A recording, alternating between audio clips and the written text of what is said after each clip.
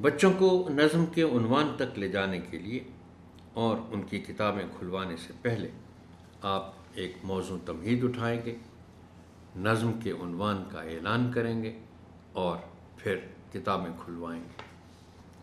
تمہید اٹھانے کے لیے درج ذیل نکات پیش ہیں، تاہم یہ حرف آخر نہیں ہیں۔ بہتر سے بہتر تمہید کے لیے آپ کی فکری جستجو جاری رہنی چاہیے۔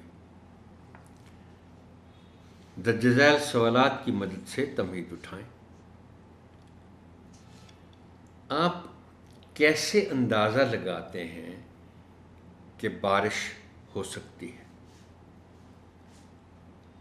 اس سوال کے ذریعے آپ نے بچوں کو بادلوں تک لے جانا ہے، کیونکہ بادلوں کے علاوہ تو کوئی ایسی چیز نہیں ہے جس سے ہم اندازہ لگائیں کہ بارش ہو سکتی ہے۔ بادلوں کے بغیر تو بارش ہو نہیں سکتی۔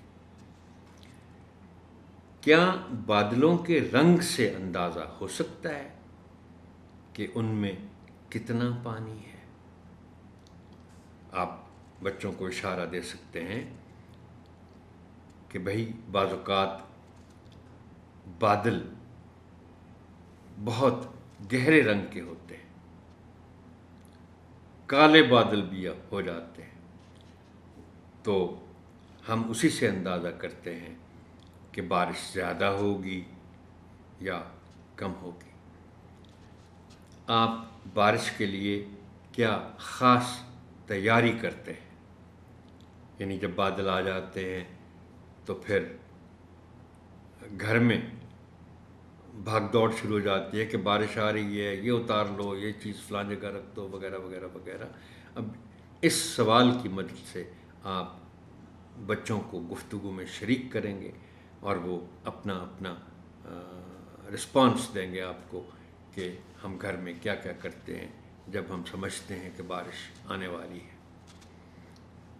کس موسم میں بارش ہو تو آپ زیادہ خوش ہوتے ہیں؟